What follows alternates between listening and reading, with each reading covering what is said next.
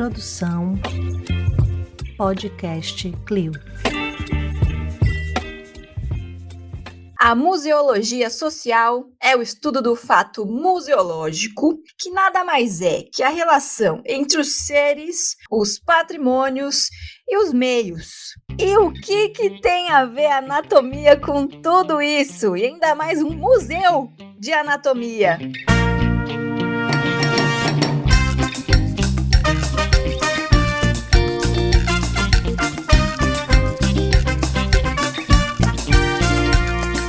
Bora descobrir, pessoal? Vamos lá! Olá, queridos ouvintes museanders, saudade de vocês, como estão? Espero que esse episódio vos encontre bem, independente da hora que vocês estejam ouvindo isso. Eu aposto que a gente vai encontrar diversas coisas interessantes para discutir hoje, porque o assunto é quente. O assunto é muito quente. Para conversar aqui comigo, obviamente, vou apresentar quem está aqui hoje conosco. A maravilhosa Ruiva Cobreada, maravilhosa que futuramente, muito futuramente, brevemente, será a nossa próxima museóloga aqui no Museando.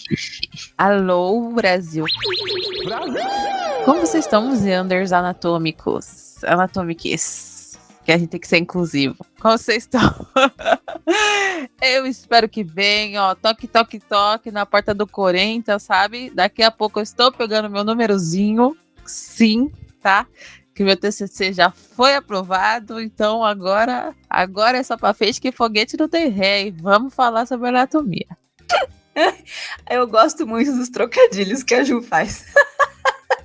Para completar nossa anatomia de hoje, o querido, maravilhoso, esplendoroso, magnífico Gustavo Nalva. Bate, bate, bate na porta do Corinthians. É isso aí. Toque, toque, toque, aí. 3 batidinhas. Olá, queridos ouvintes, tudo bem com vocês? Queridos ouvintes anatômicos, anatomicamente corretos ou perfeitos ou adaptados, sei lá. Tudo bem com vocês? Aí que eu tô muito animado pra falar sobre esse tema. Desde que quando Marina confirmou pra gente, eu falei, eita, que da hora, vambora. Gente, anatomicamente, estão aí preparados? Essa vai ser a piada do episódio. Gente, cadê aquelas sandalinhas ortopédicas, assim? A precisa patrocinar a gente, né? Já baixa essa galera, por favor, patrocine. Fica a dica. Aqueles sapatos maravilhosos que é de senhora, mas que é muito gostoso usar, sabe? Exato. Que a gente precisa aceitar que jovens vão usar também. Tem que usar também. Enfim. Com certeza. Vamos. E anatomicamente falando, temos a especialista no assunto aqui para conversar com a gente. Ninguém mais, ninguém menos que a maravilhosa diva, também cacheadíssima lá das praias do Rio de Janeiro, Ludmila Ribeiro. Muito bem-vinda ao Museando. Olá, Marina, Gustavo, Juliana e todo mundo aí, os museanders, anatômicos, adorei. Muito bom, já começa a gente se divertindo nesse papo bem exótico, bem lúdico, vai ser lúdico, mas que é mórbido um pouco também, né? Então vamos falar, conversar aqui juntos, todos somos exemplares anatômicos e vamos falar um pouquinho aí desse assunto que faz parte aí do corpo de todo mundo. Eu avisei que seria polêmico, avisei que era uma pauta quente, gente, vamos lá.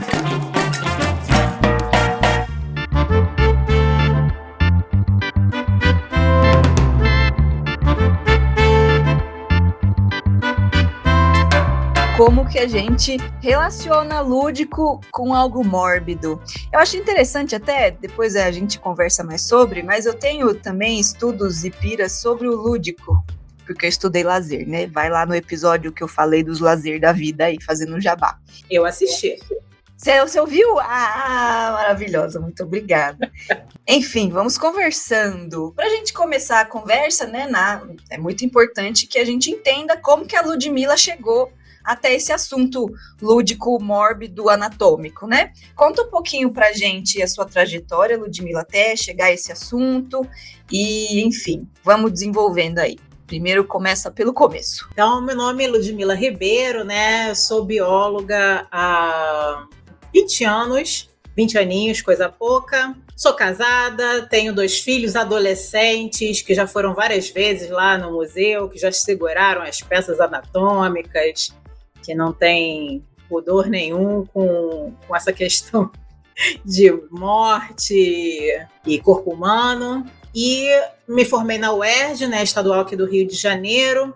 E antes mesmo de me formar, eu tinha feito técnico em biotecnologia. E no último ano da graduação, eu passei no concurso para a UFRJ. Então, também trabalho lá já há quase 20 anos. Sou servidora técnica na Universidade Federal do Rio de Janeiro.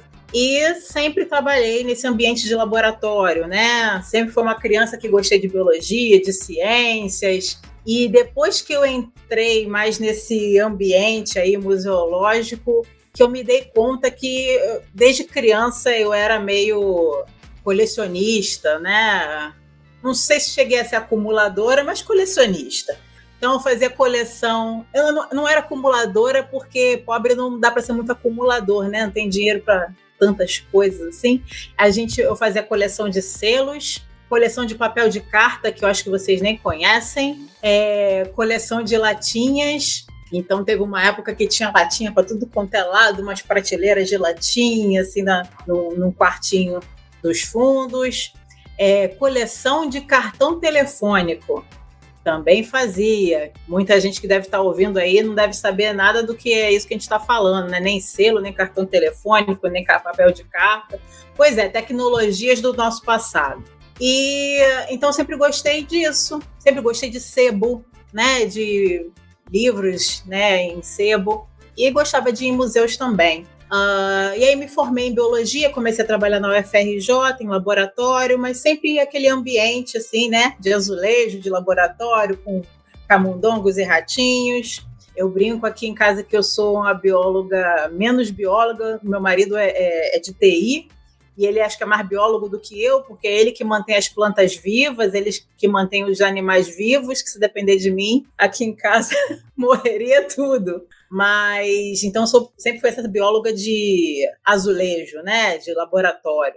E em 2017, quando eu mudei de laboratório lá na UFRJ, né, eu trabalho no Instituto de Ciências Biomédicas desde o início, mas mudei de laboratório, e aí junto com uma outra professora, a gente conversando sobre essa parte educativa, de visitação, que é uma coisa que eu sempre gostei.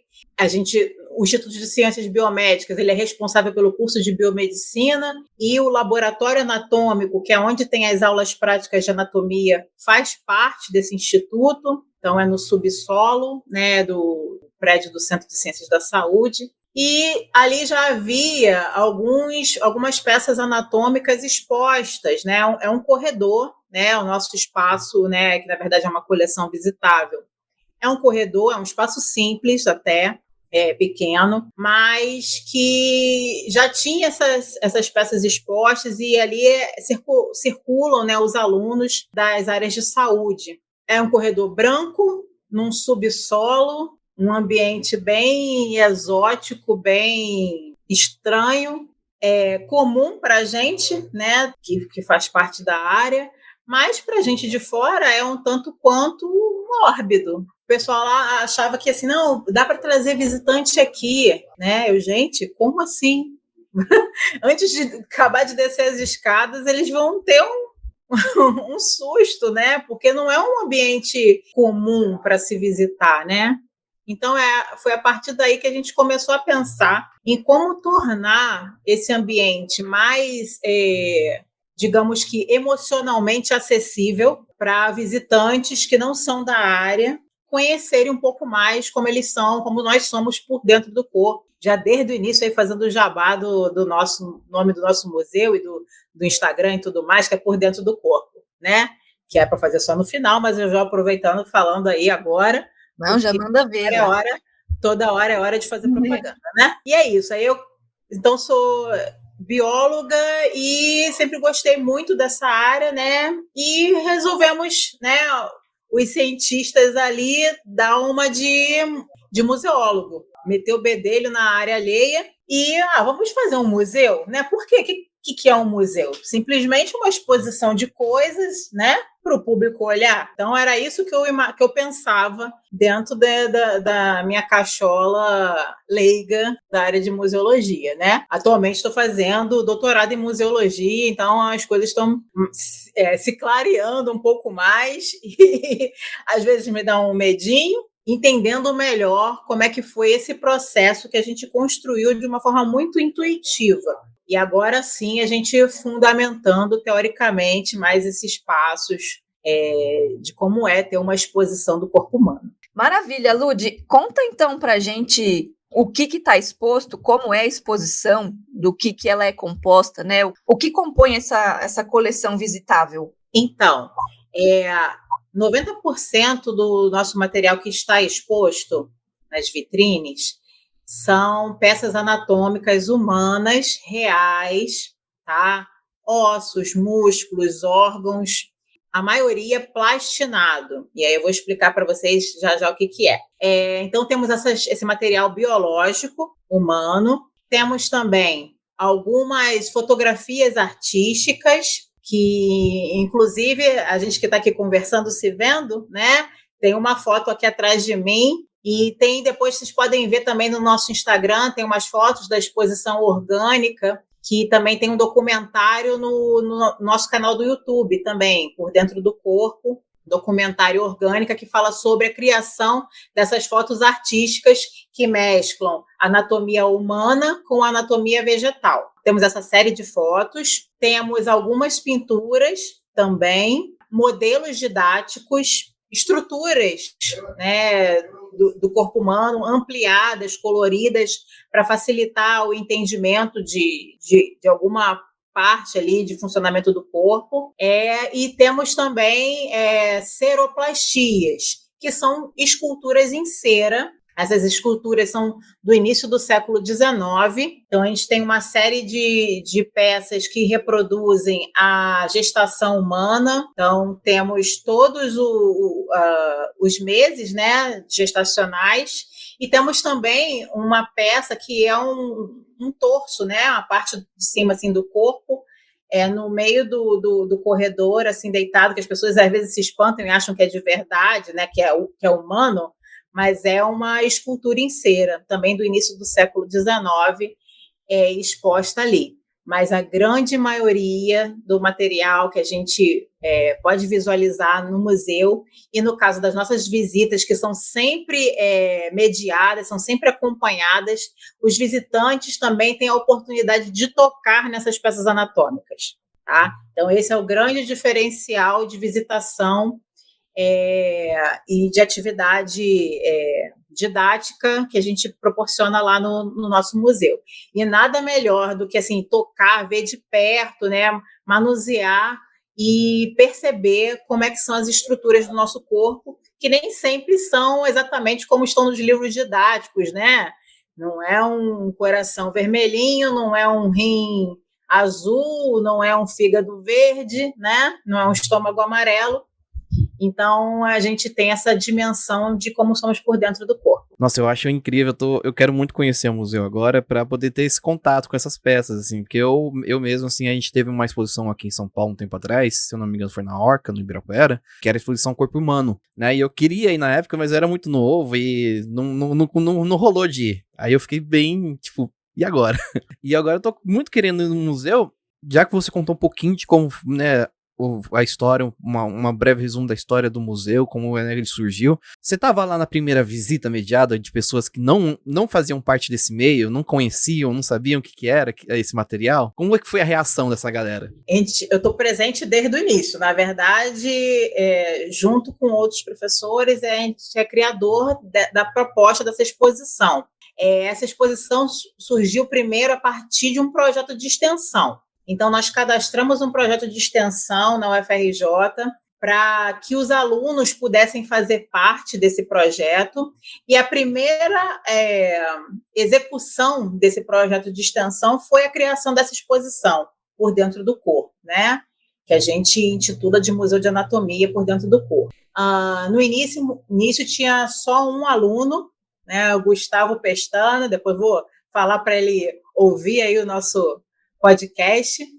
Guerreiro, né? Se formou em educação física, então ele participou do projeto mesmo sem precisar, né, fazer carga horária de extensão, porque ele era do currículo anterior. Então, a carga horária de extensão hoje em dia já é obrigatória para todos os cursos de graduação, e ele, na verdade, fez porque ele se interessava, né? Então, eu, junto com ele, com outros técnicos lá, a gente montou aquelas vitrines, né? A gente planejou como é que seria o cenário das vitrines, isso tudo com baixos custos, né?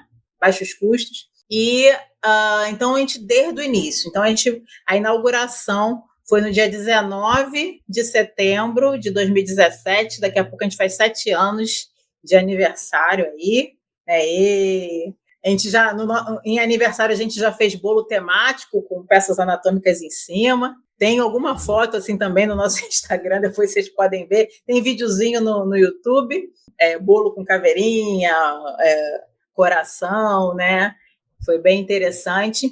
E desde a primeira visita, né? Então o público sempre fica muito impactado. Na inauguração, na verdade, foi mais para o público interno. E também foi uma experiência assim, marcante, porque apesar de ser o pessoal ali do Centro de Ciências da Saúde, muitos às vezes não circulavam ali no laboratório anatômico, né? E não conheciam aquele espaço, e aqueles que conheciam puderam ver ele transformado, né, digamos, um pouco mais alegre, dinâmico, né, voltado para a exposição. Mas, realmente, eu participo de todas, não tenho uma visita que eu não tenha participado, né? Os alunos fazem a mediação e eu estou presente, né? Também faço as mediações, tenho que me segurar porque eu gosto muito, então eu tenho que deixar os alunos falarem, atuarem, né? Tem que me segurar, principalmente quando é criança, e a gente já recebeu até creche, tá? Então, crianças de 4 e 5 anos já passaram por lá, e é o público que eu acho mais interessante, como eles lidam com essa questão. Às vezes a gente acha que eles vão ficar super espantados, mas é muito mais tranquilo do que com adultos, que às vezes não querem nem tocar nas peças, né, por uma série de questões. Mas é interessantíssimo, e são várias reações assim que a gente pode ir conversando aqui ao longo da nossa conversa. E você falou, né, sobre a exposição do corpo humano que circula aí pelo mundo. Na verdade, a técnica de plastinação, ela foi criada por um anatomista alemão chamado Guten von Hagens, que é o criador dessa exposição que circula o mundo, né?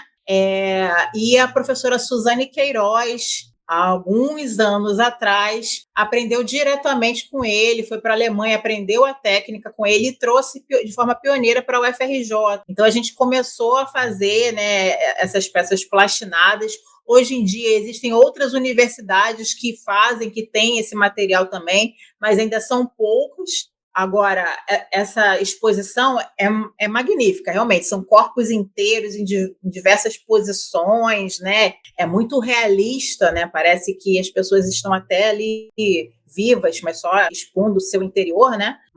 E é uma exposição bem polêmica, né?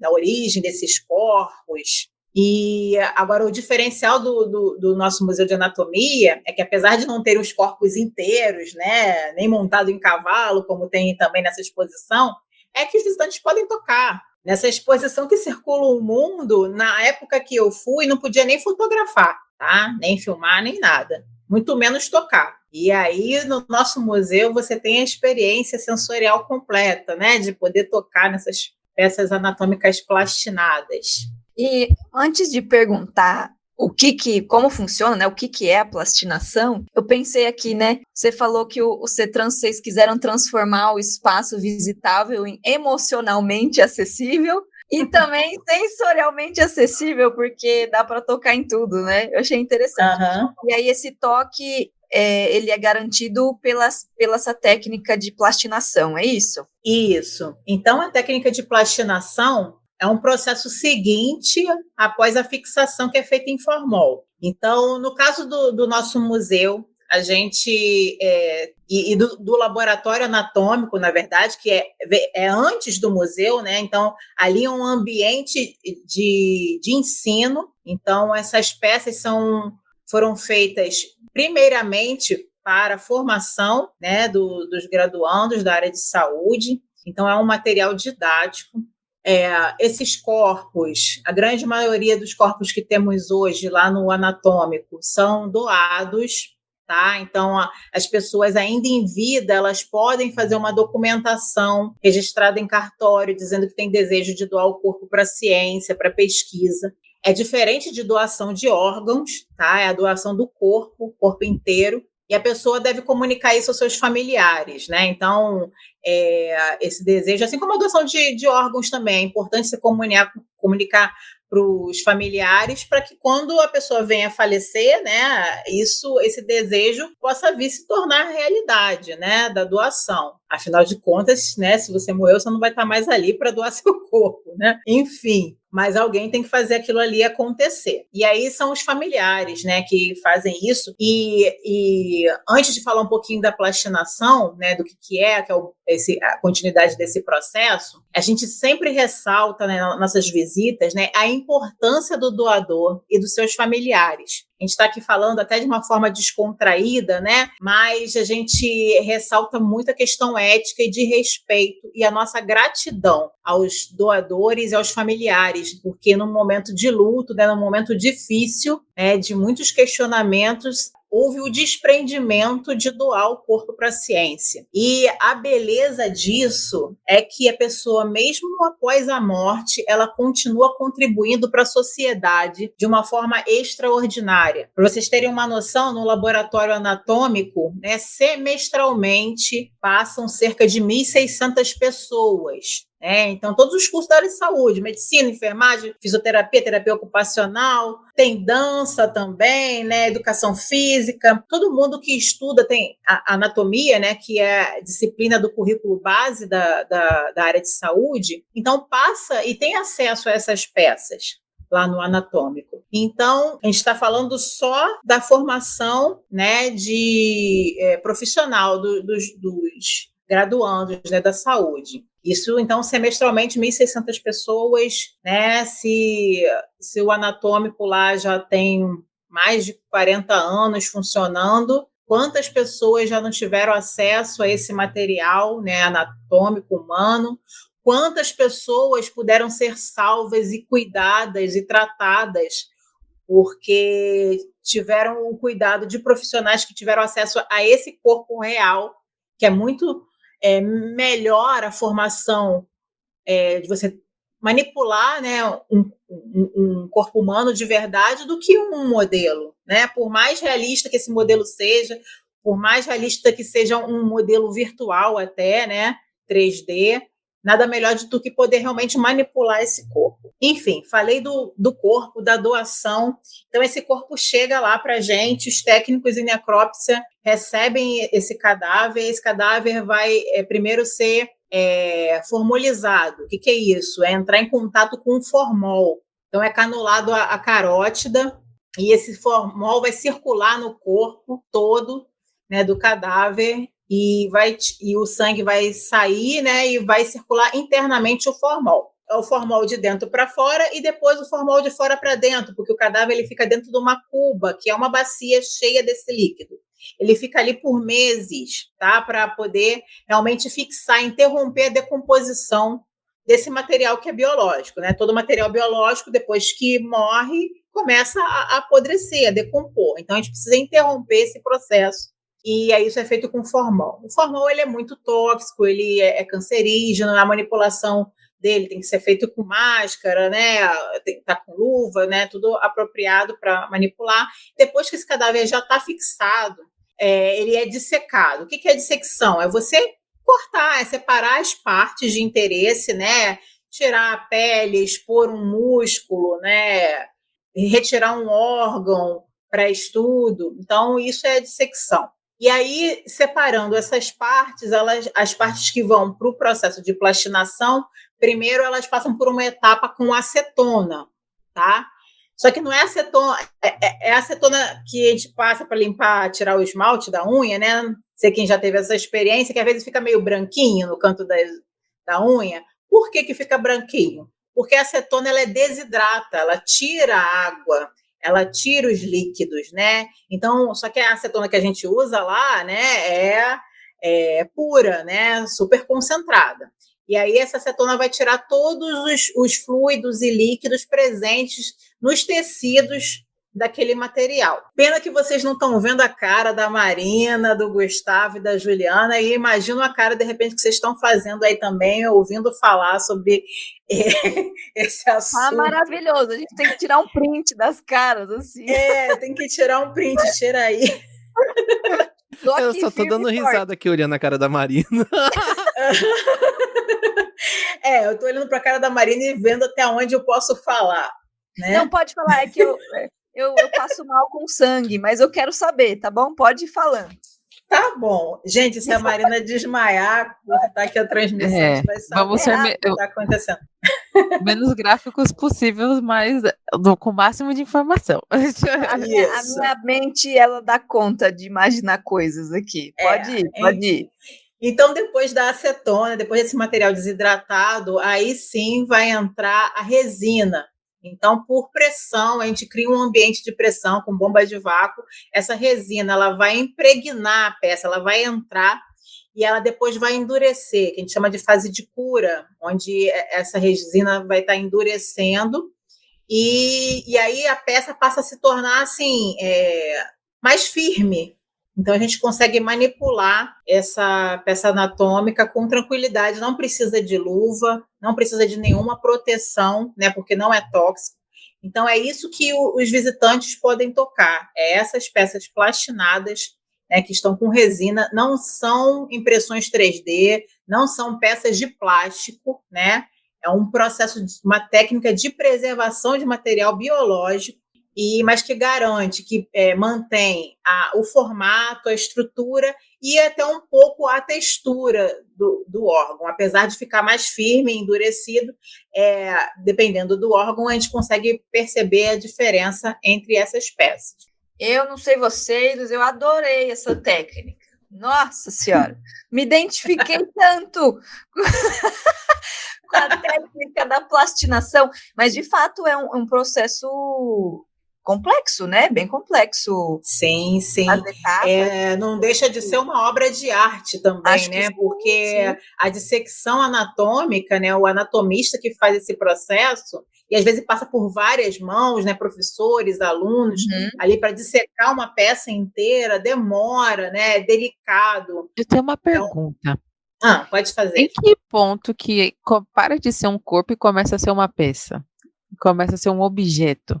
Boa! Eu falei que a gente gosta de polêmica.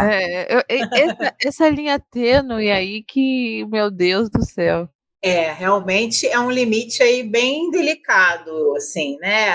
A gente costuma falar corpo quando o corpo tá íntegro ainda, que chega lá a doação. Esse corpo ele chega com um atestado de óbito, né, com o registro, a identificação da pessoa, e aí esse material é identificado. Mas depois que ele começa a ser dissecado, as peças, as partes que vão sendo separadas, elas passam a ser identificadas com uma etiqueta, uma numeração, de acordo com a estrutura, né? Se é coração, em que região do corpo que ela está. Ela deixa de ter a associação de quem ela pertenceu como pessoa, então não fica vinculado o nome do doador à peça anatômica, mas ao mesmo tempo, tanto nas aulas quanto nas visitas, toda vez que a gente está abordando e mostrando, expondo as peças, a gente traz à mente de que ali estão doadores, estão representadas pessoas, sim, estão as partes dos corpos desses doadores. E a gente chama de peça, né, por ser partes separadas e também por não ter mais essa personificação, né, essa individualidade, né, essa identidade da pessoa em si. Quando a gente lida com os órgãos, a gente não sabe nem se era de um homem, de uma mulher, se era de uma pessoa negra ou não, se era indígena ou se não era. A gente não consegue saber, né, a quem pertencia aquele órgão, aquele osso, por exemplo, né? Mas continua sendo, né, e a gente ressalta a importância do respeito à pessoa, até porque, né, tem a questão do crime de vilipêndio. Vilipêndio é uma palavra estranha, difícil, né? Mas o artigo 212 do Código Penal fala que é proibido, né, desrespeitar, é crime desrespeitar o cadáver, o corpo. E então aí entra essa questão do respeito, né? O que é respeito, o que é desrespeitar, e aí outras questões mais polêmicas, né? Posso fazer uma pergunta polêmica também? Você acha que passar por esse processo de despessoalizar o corpo e os órgãos, chamar eles de peças, é uma forma de deixar esse processo todo que dialoga com a morbidade aí mais palatável? Porque eu fiquei pensando isso. Para mim, você descrevendo todo o processo ali até chegar na peça plastinada, foi doloroso. Eu fiquei, nossa, imaginando um monte de coisa. Mas ver a peça em si não me causaria essa dor, entendeu? Tipo, se você não tivesse me contado como que é, e eu fosse ver um órgão ali que já passou pelo processo, eu ia falar, que legal, estudar o órgão, não sei o que, é importante, né? Sabe? Para mim, eu tive essa sensação de que transformar os órgãos em despessoalizar isso, sabe? Decompor, fazendo o trocadilho aqui, né? Decompor o símbolo, né, da individualidade em um órgão que não sabemos de quem é, me trouxe essa sensação de distanciamento que me permitiu, na minha imaginação, ter mais aproximação ali com a peça, sabe? Com a exposição como um todo, vamos dizer assim. Sim. Então, Marina, realmente, quando a gente começa a trabalhar, né, a manipular as peças em si, né, as peças anatômicas, há um certo distanciamento do corpo, né, de quem era aquela pessoa ali. Isso torna mais,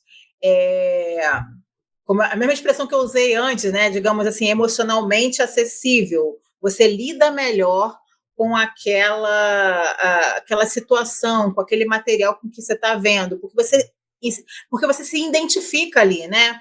Quando você fala, esse material, essa peça que você está segurando, que parece um plástico, mas na verdade era de uma outra pessoa que morreu, você também se coloca ali no lugar, porque afinal de contas todos vamos morrer. Então a gente começa a refletir nessa questão, né, de morte, de como é que o que será do meu corpo, né? Então todas essas questões passam pela nossa mente, né? E você usou uma expressão interessante, né? De tornar palatável. É uma expressão que realmente o sentido, né, figurado dela é de tornar mais fácil de lidar, né? Mais agradável, digamos assim. Mas a expressão palatável ela é um tanto quanto controversa, né? Porque a gente não degusta, a gente não prova as peças, né? Então, não existe aí um canibalismo, né? Ainda bem que não. Não mesmo, né? E outra coisa que a gente explica para os nossos visitantes, né, que as peças, né, os corpos, eles chegam lá já doados, a gente não mata ninguém, tá? Porque, como eu falei, a gente recebe visitantes de todas as idades, né, de criança, adolescente, imagina, né? A quinta série vibra, né? Então, quando chega lá e vê que a gente apresenta ali corpos de pessoas que morreram, né? Você começa a perceber no rostinho das pessoas, assim, talvez eu não devesse estar aqui. O que será de mim nesse museu, né? Será que eu vou fazer parte desse museu? Então a gente explica. Por isso que a gente reforça muito essa questão da importância ética e do respeito pela doação de corpos e que a gente, na verdade, faz um processo a partir depois da morte, né? Então a morte não nos cabe ali. Então, o que aconteceu com a pessoa, né, como ela chegou até ali, não nos cabe mais. Então, o que a gente apresenta é o corpo, é como somos por dentro do corpo, é a gente conhecer, né, é um autoconhecimento anatômico, né, de como são nossos órgãos e ossos. Então, é por aí que a gente caminha. E realmente, assim, esse distanciamento às vezes é necessário, mas ao mesmo tempo a gente busca um equilíbrio em a cada momento que a gente percebe que o negócio às vezes está assim, ficando muito, digamos que descontraído demais, a gente, não, olha, era uma pessoa, foi uma doação de um corpo, poderia ser um de nós, né? Poderia ser a vovó, o papai, a mamãe, né? Então, é aquela noção de pessoalidade, de proximidade, que a gente tem que sempre tentar equilibrar, né? De conseguir ter o acesso, de conseguir tocar e conseguir lidar bem com aquela questão da morte e, ao mesmo tempo, não perder digamos que a empatia, de certa forma, né? E o respeito pelaquela doação. Posso comentar uma coisa, rapidinho? Claro. Eu acho que nessa questão aqui a gente acabou caindo numa coisa que é recorrente em todos os museus, em maior ou menor grau. Eu posso trazer o exemplo aqui de arte sacra, né? Sim. Quando você pega uma arte sacra e leva, né, uma imagem de uma santa, de um santo, e uma imagem que representa uma religião, uma representa uma entidade e leva para dentro do museu, você está tirando, né, essa ritualística, essa mística em volta dela. Uhum. Então, é o grande problema que todo mundo que faz museologia acaba tendo contato, assim, de exemplos de museu de arte sacra. Tanto que tem alguns museus de arte sacra que a peça fica lá, resguardada, e em momento de festa ela sai do museu para ser adorada, para poder, né, fazer procissões. Eu vi isso acontecendo. Ela não perde a sua função original. Isso. Né? Mas aí eu também vi isso acontecendo no caso da Museu de Arte Sacra de São João del Rei, em que eu tava indo pro museu, duas senhorinhas que estavam na minha frente, assim, passaram de frente pro museu, pararam, voltaram, olharam pra santa, fizeram o sinal da cruz e seguiram. E era uma santa que tava assim, tipo, em cima do balcão do atendimento do museu, sabe? Já era uma peça do museu. E tem aquela também, sempre que a pessoa faz o contato, né? Tipo, dentro do catolicismo, as pessoas gostam muito de ter contato direto, né? Botar a mão nas peças. Imagina se uma peça de museu. Então, é a função original, a função que aquela peça tá atrelada, né? Então, a gente pode levar, eu acho que, assim, se a gente fazer um pensamento aqui, a gente consegue levar isso também para esse tipo de peça, né? Da plastinação. Porque ela tem teve a função original, né, dela, tipo um coração. Ela teve a função original dele ali enquanto ele, né, enquanto corpo vivo. E agora ele tá no museu como uma parte, né, tá lá no museu como um objeto musealizado que tá servindo de comunicação ali, né. Ele não deixa de ser um coração, né, ele nunca deixou de ser um coração. Mas ele tá servindo a outro propósito agora. Né? Até sobre isso, assim, na minha tese, é uma das questões que eu levanto, né? Esse processo de musealização, né? Do surgimento da musealha ali, daquele objeto, na questão das peças anatômicas, como você mesmo falou, Gustavo, tem uma primeira perda de função, que não é pelo processo de musealização, né? É pela morte, por um fator natural, digamos assim. Então, ela deixa de funcionar no corpo e aí esse material é doado para a universidade. Ele é doado para a universidade e ele é trabalhado como material didático. Então, digamos assim, depois que ele deixa de ser função orgânica, que ele entra no ambiente universitário, ele assume uma função, digamos, de material educativo, né? Uma função didática. Então, e para isso foram feitas essas peças. Não se pensava em expor, em se criar um museu.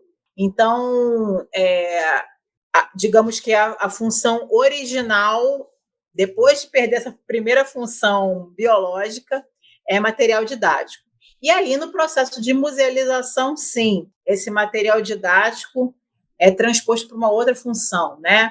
E a gente também vive esse dilema que você estava comentando aí da questão das peças de arte sacra, porque a gente está num ambiente educativo. Algumas peças, a gente tem as peças reservadas nas vitrines, né? A gente tem peças separadas para manipulação dos visitantes, tem o acervo, né, didático, que continua sendo usado nas aulas práticas de anatomia do Instituto, e, às vezes, há necessidade, né, de um professor precisar de uma peça que está na vitrine para usar na aula. Então, como é que a gente lida com isso, né? De tirar aquele material dali, né? Então, a gente permite, porque a função original ali, o ambiente, né, ao qual ele pertence, é primeiro de educativo, né? Então, a gente só coloca questões, né? A gente vai ficar só na mão do professor, então só na mão do monitor, não vai ficar circulando na mão dos alunos durante a aula prática. Depois vai voltar imediatamente para a vitrine. Mas tem essa questão também que é, digamos, uma perturbação na museologia, né? E que, para mim, talvez perturbe um pouco menos, porque eu vim de outra área, né? Então, eu estou vivendo esse dilema agora, né? De entender, né, o que é esse processo de musealização, entender melhor que esse processo de musealização, de preservação, de conservação de material, mas, ao mesmo tempo, o intuito principal é educativo. Então, se tiver que tocar na peça, se tiver que manipular, se tiver que tirar dali e extrair algum fragmento para estudo, fazer o quê? É para isso. Então, vivemos esse dilema também. Lud, então, quais são as estratégias que vocês usam para lidar com esses temas sensíveis, né? Que tem na exposição, tipo estratégia de mediação, de diálogo ali no educativo? Como vocês fazem isso? Como que vocês lidam com o assunto? Com criança? Lidar com criança diferente de lidar com adulto? Enfim, conta pra gente um pouquinho do que vocês costumam fazer. Eu posso acrescentar também, eu queria saber, assim, se vocês vão mais pra parte prática, tipo assim, isso aqui é o esôfago, por ele passa a comida, porque assim, eu acho muito interessante esse contato com a criança, porque eu tenho uma experiência familiar que meu irmão, eu acho que até ele ter uns 5, 7 anos de idade, se a gente falasse pra ele que tinha um esqueleto dentro dele, ele ficava todo com medo. Ele tinha, tipo, meio que um ataquezinho de pânico, assim, porque como assim tem um esqueleto dentro de mim, sabe? Eu achei isso interessante. Realmente é muito interessante como a gente lida com as diferentes idades, né? Toda visita que a gente recebe, ela é agendada. Então, a gente, como eu falei antes, a gente é uma coleção visitável, né? Apesar de ter o nome Museu de Anatomia, né?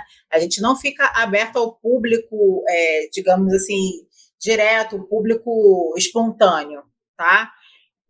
Porque a gente compartilha o espaço de aulas práticas de anatomia. Então, a gente precisa ter esse controle de circulação de pessoas e é um ambiente também onde ficam os cadáveres, né? O público ele não tem acesso à sala onde ficam os cadáveres, mas ele fica ali no mesmo corredor. Então, a gente precisa ter esse zelo, esse cuidado, né? Eu acho que em toda visita de museu, a mediação é de suma importância, né? O papel do mediador é fundamental. E no nosso museu, mais ainda, tá?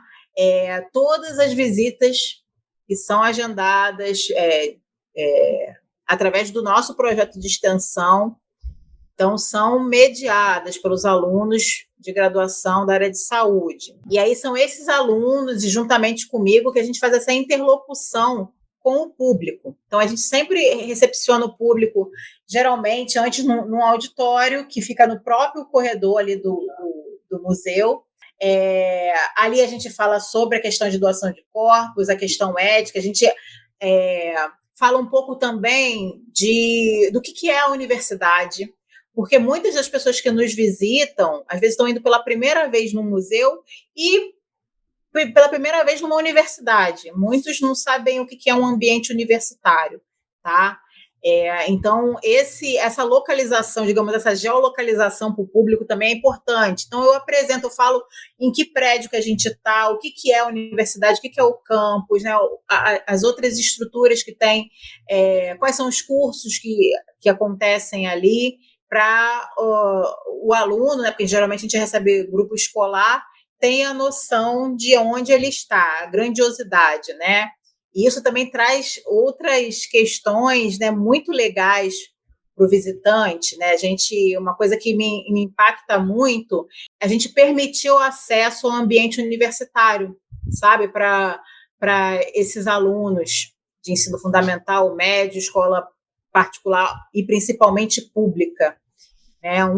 Muitos não têm noção de que o estudo continua, né, que ele permanece, você pode fazer um nível superior. Então, como a gente trabalha com mediação, né, e a gente não dá aula de anatomia lá, eu sempre reforço isso com os mediadores, aqui não é para dar aula de anatomia não, tá? É para a gente tornar essa experiência bem interessante, que eles desejem voltar e visitar outros museus, que seja uma experiência marcante, sim, mas que não seja traumática, né? E que eles saiam dali conhecendo um pouco mais de si mesmos, né? Então, quando eles adentram esse ambiente universitário, e a gente começa a conversar com eles, perguntar coisas, o que eles sabem, né? E eles sempre sabem muitas coisas, né? Não é a gente que apresenta o conhecimento para eles, né? Cada um já chega com algum nível de conhecimento, e uma fala de um visitante, né, me impactou, e sempre eu trago isso, principalmente para os mediadores. A criança falou assim: tia, então quer dizer, se eu estou conseguindo responder suas perguntas, quer dizer que um dia eu posso estudar aqui. Uma criança, né, de comunidade, de escola pública, que não sabia nem que poderia terminar o ensino médio, ela tem uma dimensão do ambiente universitário e ela começa a enxergar que é possível. Sabemos que o quão é difícil, o quão é concorrido, o quão exige, né, você passar numa universidade, principalmente pública, mas ela é possível, ela é viável. Então, o museu universitário carrega consigo também essa questão, que é muito interessante. Mas voltando para a questão das atividades lúdicas, então a gente recepciona, faz essa introdução com os visitantes, né? E aí, dependendo da idade, a gente faz atividades diferentes. Por exemplo, com crianças pequenas, né? Eu gosto de fazer muito uma atividade que a gente pergunta quem quer ser voluntário, e na verdade todo mundo quer ser voluntário, né? E aí a gente coloca um papel grandão no chão, e aí a criança deita sobre o papel, a gente faz o contorno da silhueta da criança, né? E aí ali a gente começa a apresentar os órgãos, as peças anatômicas reais, e eles começam a posicionar dentro daquela silhueta, dentro do seu corpo ali que está reproduzido naquele desenho que eles mesmo fizeram, onde cada órgão está. Então, entender que o esqueleto está dentro dele mesmo, né? Não está do lado de fora, aterrorizando nem assombrando. Então, está dentro de nós, está por dentro do corpo. Outra atividade que a gente faz, né, que é assim, sensorial muito interessante, depois que a gente explica das peças plastinadas, a gente chama o voluntário para sentar na cadeira da confiança.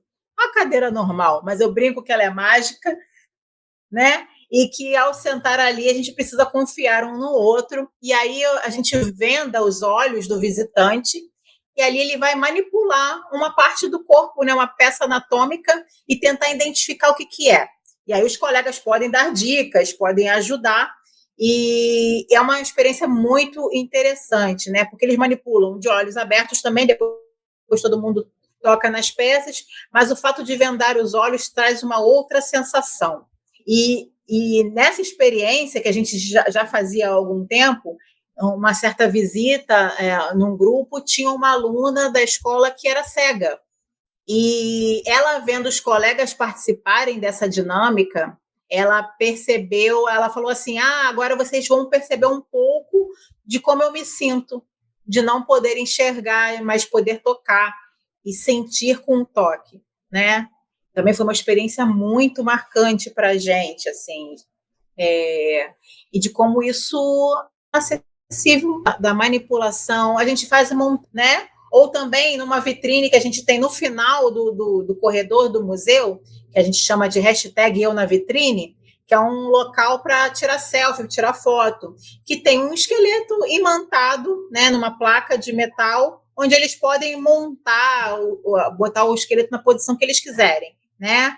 E aí eles posicionam o esqueleto da forma que eles querem, entram nessa vitrine e tiram foto. Então eles começam a fazer parte, são exemplares anatômicos do museu, né?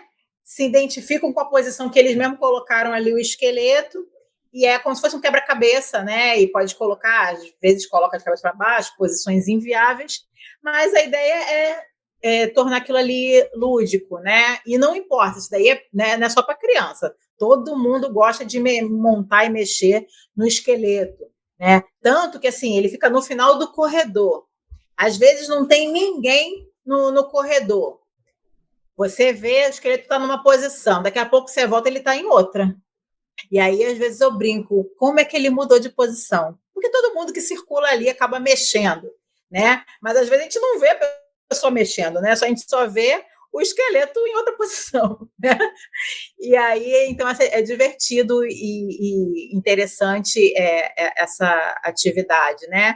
Aí tem, dependendo né, da idade, do grupo, da dinâmica, quebra-cabeça, jogo da memória, a gente faz quiz de perguntas e respostas, e ao longo também da visitação das vitrines, a gente vai interagindo muito com eles, né? Fazendo perguntas, né?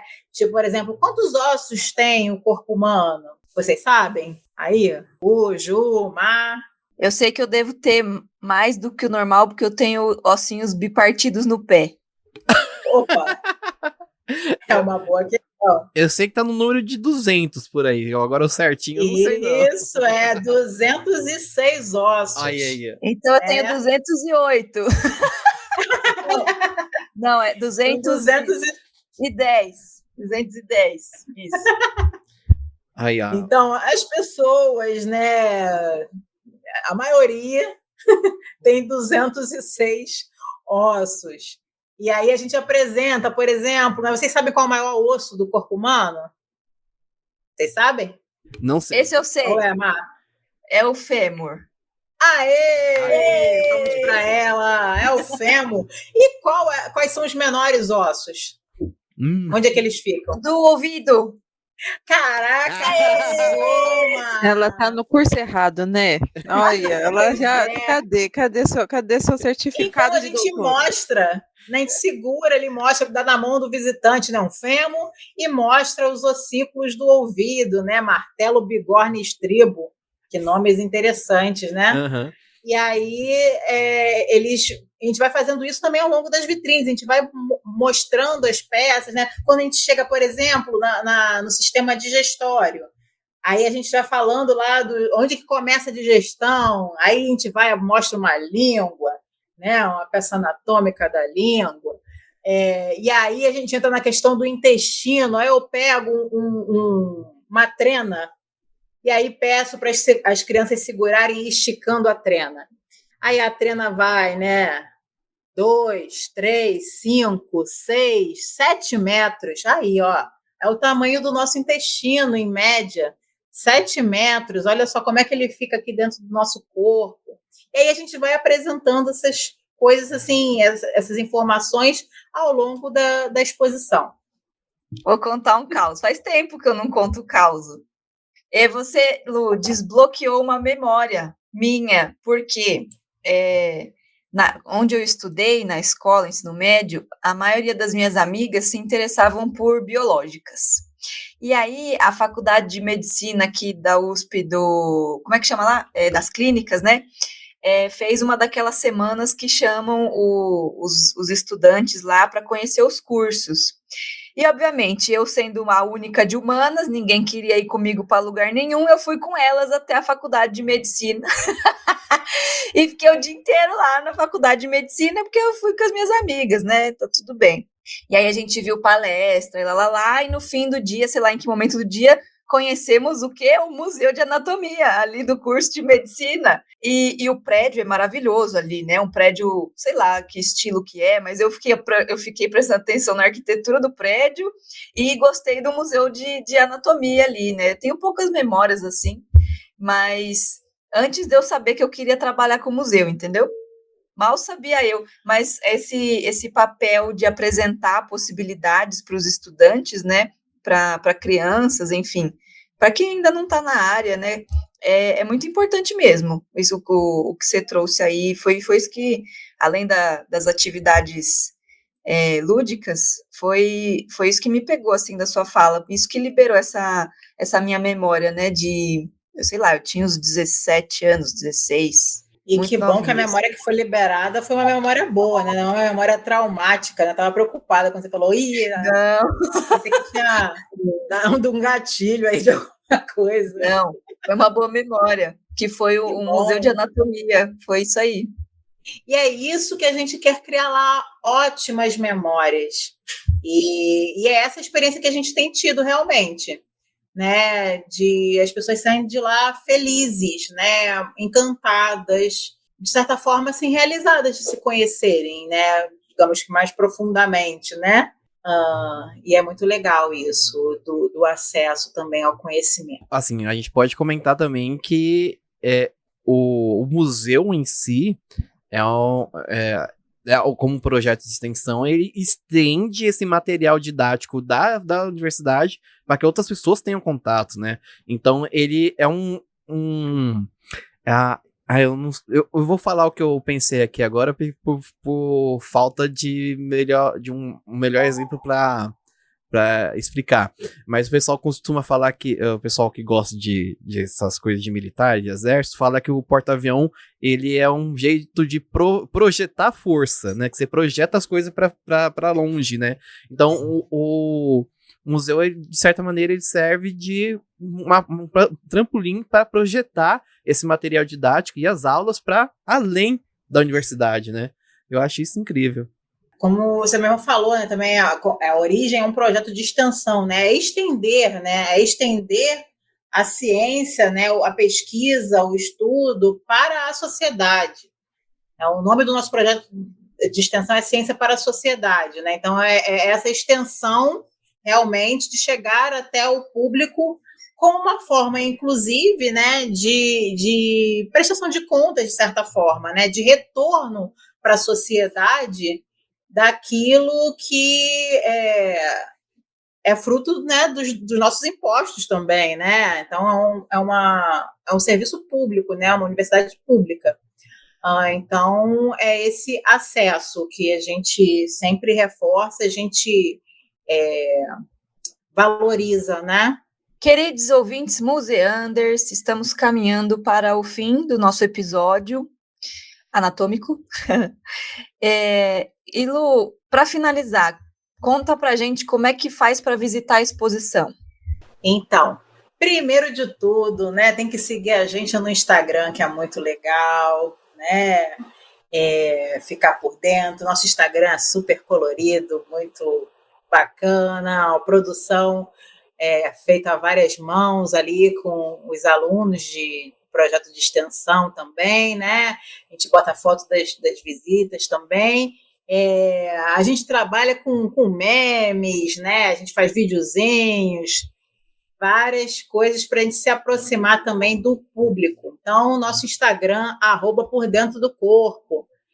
Também estamos, né, ainda não falecido, né, já que a gente está falando de anatomia de corpo, né, de cadáver, né, ainda não falecido Facebook. Né? Temos muitos seguidores no Facebook. Então, também por dentro do corpo, facinho de gravar. E o nosso canal do YouTube, também coloca lá, Museu de Anatomia por dentro do corpo. Também você acha, inclusive, quem não tem a possibilidade de vir aqui no Rio de Janeiro, né, visitar o museu, a gente tem um tour virtual 360 do nosso museu no nosso canal do YouTube. Então, só entrar lá no canal e vai conseguir percorrer ali o corredor. Aí a gente mostra uma sala de aula de anatomia também. A gente mostra a reserva técnica de ossos, que é o ossário, né, com vários ossos lá. Então, é bem interessante, né? E aí, nessa questão, né, aproveita aquele negócio, se inscreva no canal, ativa o sininho, e é toda aquela coisa de blogueiros e youtubers que a gente vai tentando aprender a ser um pouquinho também, né? Mas para visitar a exposição, pelo Instagram, no link da nossa bio, tem lá disponível um formulário para preencher e também uma agenda para a pessoa ver qual o dia que é melhor para ela visitar. Mas, assim, a pessoa preenche o formulário, escolhe a possível data e tem que aguardar o nosso retorno, né, de confirmação do e-mail, porque a gente precisa viabilizar, né, a visita com a presença dos nossos extensionistas, dos alunos, né? Tem que conciliar com a questão das aulas que acontecem também no mesmo espaço que a gente tem. Então, por isso, né, que eu comentei até antes, não é um museu de visitas espontâneas, aberto. A gente necessita desse agendamento prévio, tá? E então é só fazer esse preenchimento e a gente entra em contato confirmando a data para visitar com um grupo escolar ou de curso técnico, né? Ou grupo familiar. Olha, se você não está seguindo o Instagram do museu, você não tem a menor ideia do que você está perdendo. Meu Deus do céu. A melhor publicação de Dia dos Pais que eu vi esse ano foi lá. Eu não vou falar como é que é essa publicação, mas ela transcende em níveis estratosféricos, assim. É a melhor publicação de Dia dos Pais. Quando eu vi, eu acho que tava bem na época que a Má mandou pra gente todos os links, né? Que Má tava acertando com a Ludmilla a gravação. Ela mandou lá, eu abri o Instagram, comecei a seguir e apareceu lá a notificação. Gente, é a melhor publicação de Dia dos Pais de todas. Impossível, assim. Eu vi a sua curtida, seu comentário, eu falei, caraca, o Gustavo do Museu do Clio. Tá seguindo a gente, tá curtindo, tá comentando. Eu me senti super, assim. Muito bom. Famosa. Vão lá e curtam. E o Instagram deles também tem um super panorama assim, sobre as Paralimpíadas, explicando as subdivisões e tudo, tipo, sobre os membros, velho, utilidade pública total. Isso aí. Então, depois que vocês entrarem lá para seguir, vai fazendo lá uma volta no passado. Tem muita coisa interessante, dá para se divertir, dá para aprender muita coisa. E toda semana a gente tem coisa nova por lá também.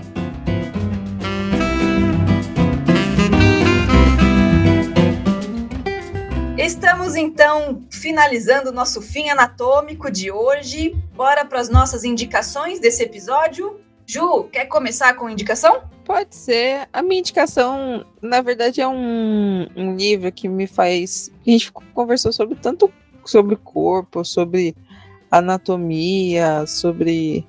E eu tô lendo um livro chamado Corpus Christi. Corpus Crispis, não, calma, não são corpos crocantes. É Corpus Crip, tá bom? Corpus Crip, Instaurar Estranhezas para Existir, que é da Christine Greiner. Não sei se eu falei certo, mas...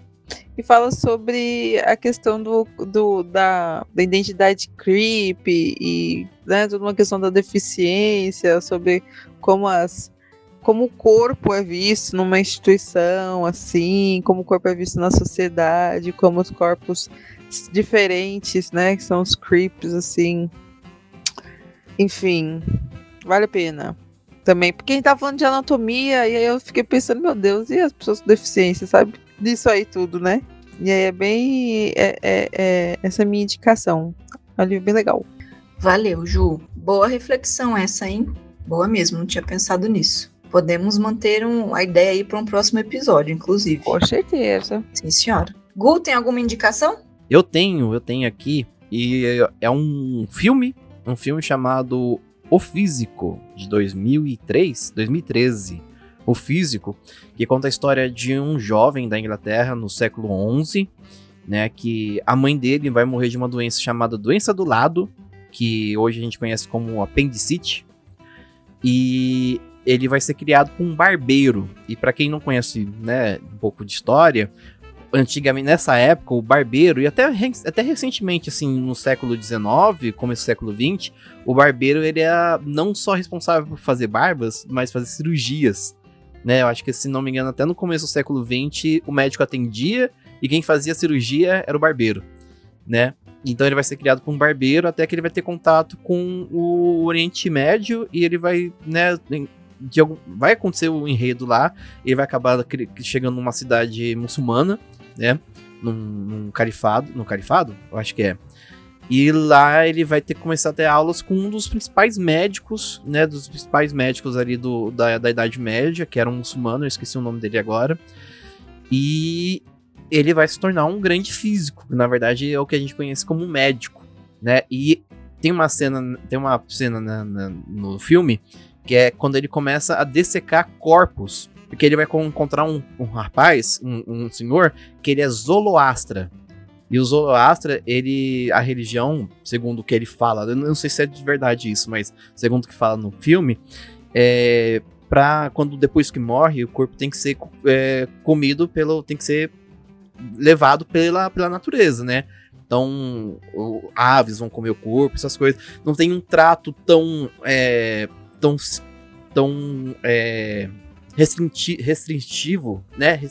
Não tem um trato assim tão formal quanto o cristianismo e o muçulmano, né? O islamismo. Então ele aproveita que ele é um Zoroastra, que ele não vai se importar com isso, ele começa a dissecar o corpo e descobre o que era a doença do lado e como tratar, né? Aí, nossa, é um enredo bem interessante.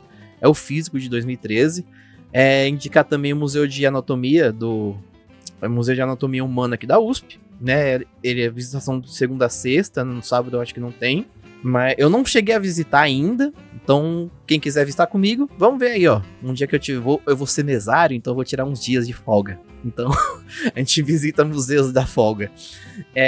E também indicar o Museu do Padre Anchieta, aqui no centro de São Paulo, Museu Anchieta. Por quê? Porque lá tem uma sala do relicário. E lá na sala do relicário tem peças de ossos, né? Tem de santos, e inclusive a gente falou de um fêmur, e tem o fêmur do Padre Anchieta lá. Um dos 3 fêmurs que ele tem, né, tá lá. Brincadeira. Tem essa piada, né, que tem vários fêmur dele por aí, vários pedaços de osso de sei lá quem por aí. Então, lá tem essa parte do relicário, né, que guarda as relíquias, e as relíquias nada mais são do que as partes físicas, né, dos corpos dos santos, e tá lá. Você pode visitar. Tem os fragmentos de ossos, eu acho interessante. Eu tenho uma indicação. E aí vocês vêm compartilhar depois que vocês forem lá. Essa semana eu conheci o famoso Museu do Livro Esquecido. Esse é o nome oficial? Museu do Livro Esquecido. É uma casa da década de 1920, de um arquiteto italiano. Fica ali, aqui em São Paulo, numa travessa ali da Conselheiro, no centro, entre Sé e Liberdade, né? E a casa está ainda em restauro e dentro dela está exposta uma coleção de livros raros. A casa tá se compondo ainda, né? Mas tem alguns materiais ali, tem audioguia e tem algumas visitas com um profissional lá que faz a explicação de cada item que tem ali na casa. Acho que vale a pena a experiência. A casa é pequena, mas é uma casa que quem passa ali, eu passava ali todo dia e ficava olhando o que seria aquilo, né? Se ainda morava gente, se era usado para outra coisa. E aí eles abriram recentemente, então essa é a minha dica. Deem uma volta por lá para que a gente fortaleça os espaços culturais da cidade, né? Ainda mais os espaços que estão surgindo agora, que estão nascendo agora. Essa é a minha dica. Ludmila, você tem dicas para os nossos ouvintes museanders? Eu tenho. Posso dar 3 rapidinha? Obviamente. Aqui, ó. Da Cabeça aos Pés, Histórias do Corpo Humano, de Gavin Francis. É interessante, assim, fala sobre o corpo humano, óbvio. Mas numa perspectiva, assim, histórica, tá? É bem legal. Já indo mais para a área, assim, de museus, tem O Trágico nos Museus. Perspectivas sobre colecionismo, memória e morte. Os organizadores são Clóvis Carvalho e Marijara Souza Queiroz. Também é um livro bem interessante. Está todo marcadinho aqui, que eu estava lendo, né? E aí faz dessa questão do que é memória, o que é esquecimento, né? E lida com questões de morte também. E aí, indo para o lado, né, de como lidar com a morte, um livro com um título assim, interessantíssimo, né? A Morte é um Dia que Vale a Pena Viver, tá? Da Ana Cláudia Quintana Arantes. Esse livro é excelente. Então, é uma médica, né, que trabalha com medicina paliativa, né? Então, com pacientes em fase terminal, e aí ela fala sobre essa questão da morte, mas de uma forma muito linda, e indico muito. É a famosa ela, tá? Ana Cláudia vale a pena, tem vários livros nessa temática e bem legal. Perfeito, gente. Muito obrigada. Obrigada a cada um de vocês. Obrigada, Ju. Obrigada eu. Foi um episódio ótimo. Estávamos ansiosos para ele, pois um assunto que, inclusive, não se esgota, né? A gente pode fazer mais uns 3 episódios sobre a mesma coisa, só que com outras perspectivas. Falar sobre morte, falar sobre, objetificação. Nossa, dá para falar muita coisa. Então fica o convite para a Ludmila voltar aí quando a tia quiser falar da pesquisa dela, falar de outras coisas, conhecer mais gente que saiba, que queira falar sobre o assunto. A gente está aqui. Obrigada, Museanders, por estarem até aqui. Vai ouvir agora o seu True Crime, que eu sei que você ficou com vontade de ouvir um podcast de True Crime agora, que você já pegou esse clima, né? Esse clima mais de corpos. Mas foi ótimo. Obrigada, gente. Valeu, Ju. Você falando aqui, acho que a gente tem super que falar sobre finitude e memória, né? Tandam. Total. Gu, muito obrigada por hoje, por sempre. Eu que agradeço. Eu tô agora com esse finalzinho, eu tô lembrando de uma série. Eu não lembro o nome da série agora, mas uma das personagens fala que não gosta de comprar, eu acho que é How I Met Your Mother. Não gosta de comprar coisas de aquele lugar que vende só coisas antigas. Esqueci o nome agora. Antiquário? Isso. Uma personagem fala que não gosta de comprar coisas de antiquário porque ela fica imaginando o antigo dono usando. Então parece que eles compram um banquinho no episódio e falam assim, não, quando eu olho porque vocês não olham pra esse banquinho e ficam imaginando o antigo dono sentado. Aí todo mundo começa a imaginar isso, sabe? E o banquinho fica meio que uma peça. Se eu lembrar, eu boto aí na descrição. Eu não lembro qual que é a série agora, mas é isso. Então, muito obrigado, Ludmila. Obrigado pela oportunidade de a gente poder conversar, discutir um pouco sobre esse tema, sobre esse tipo de museu, sobre esse tipo de coleção. Eu acho interessantíssimo, eu quero estudar mais. Então, bora estudar mais. Bora sim, bora estudar mais. Acho que a nossa missão está cumprida hoje. Cumprida, tá certo? Concluímos a nossa missão de deixar um gostinho de quero mais pro assunto. E vendo a paixão que a Ludmila traz, né? Toda a dedicação dela para esse assunto e pro museu, é É incrível, né? De várias formas. Muito obrigada, Ludmila, por ter se interessado em gravar com a gente, em dispor o seu tempo de estar aqui conversando com a gente para divulgar o museu, divulgar seu trabalho.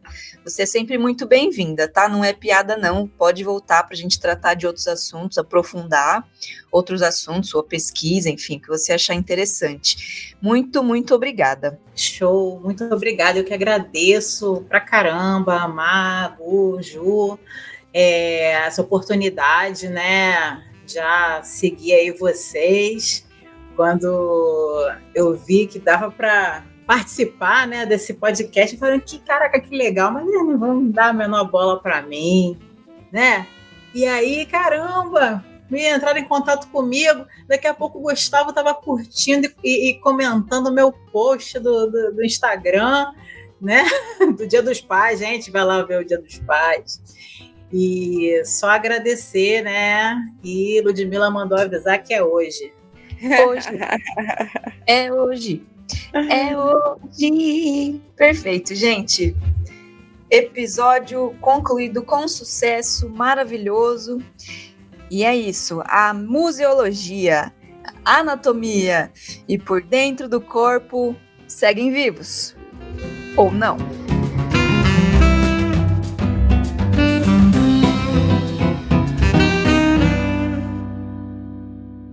Muito obrigado, vão com Deus, valeu. Santos!